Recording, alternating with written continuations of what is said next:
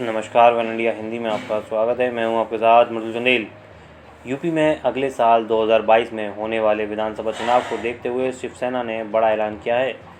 शिवसेना ने सभी 403 सीटों पर अपने उम्मीदवार उतारने का ऐलान किया है। पार्टी ने एक प्रेस रिलीज जारी कर कहा है कि शिवसेना प्रदेश की आवाज़ बन जनता के बीच जाएगी। शिवसेना सभी सीटों पर प्रत्याशी उतारकर बीजेपी को सबक सिखाएगी। पार्टी ने अभी तक किसी अन्य राजनीतिक दल के साथ गठबंधन नहीं किया है, लेकिन गठबंधन की संभावना का संकेत दिया है। दरअसल प्रेस रिलीज में शिवसेना ने कहा है, प्रदेश में जंगल राज है, चिकित्सा व्यवस्था का बुरा हाल है, स्कूल मनमानी फीस वसूल रहे हैं, सुप्रीम कोर्ट के आदेश के बाद भी स्कूलों में 15% फीस माफ़ नहीं हुई, बेरोजगारी और महंगाई का अंबार है, नौजवान पलायन कर रहे हैं, किसानों ब्राह्मणों के साथ दुर्व्यवहार हो रहा है।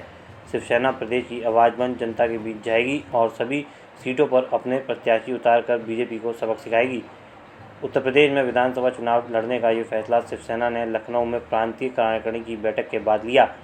इस बैठक के बाद पार्टी के प्रदेश प्रमुख ठाकुर अनिल सिंह ने कहा कि प्रदेश में कानून व्यवस्था बुरे हाल है, कोविड में लाशों को जलाने का साधन तक नहीं मिला। अनिल सिंह ने आरोप लगाया कि प्रदेश में जंगल राज कायम है, बहन बेटियों की असमत लूटी जा रही है। वहीं इस बीच शिवसेना सांसद संजय राउत ने समाचार एजेंसी एएनआई से बातचीत में कहा है कि हम प्रदेश की कुल 403 सीटों में से करीब 100 सीटों पर चुनाव लड़ेंगे। वहीं गोवा में हम 20 सीटों पर चुनाव लड़ेंगे और गठबंधन भी कर सकते हैं। देखिए, अगर गुजरात के मुख्यमंत्री ने इस्तीफा दिया है और गुजरात एक नया मुख्यमंत्री चुनने जा रहा है, गुजरात के विधानसभा के सदस्य, तो ये भारतीय जनता पार्टी का अंदरूनी मामला है। किसी भी पार्टी जिसका बहुमत है और जो नेशनल पार्टी है, उनके हाईकमान को पूरा अधिकार होता है किसी राज्य में मुख्यमंत्री नया देना या बदलना। उत्तराखंड का मुख्यमंत्री बदला है, कर्नाटक में बदला है, अब गुजरात की बारी है, तो ये उनका कोई आने वाले चुनाव के लिए तैयारी हो सकती है। उत्तर प्रदेश में शिवसेना चुनाव लड़ने के, देखिए, हम चुनाव तो हमेशा वहां लड़ते हैं, चाहे हमें यश अपयश कोई भी हो, लेकिन पार्टी का संगठन है, लोग काम करते हैं और उनकी इच्छा होती है जब चुनाव आते हैं तो चुनाव लड़ने चाहिए, चुनाव से भागना नहीं चाहिए।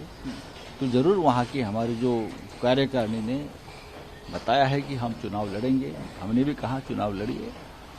वहाँ 400 के आसपास विधानसभा की सीटें हैं, तो हम 100 के आसपास सीटें लड़ सकते हैं। गोवा में 20 के ऊपर सीटें हम लड़ सकते हैं।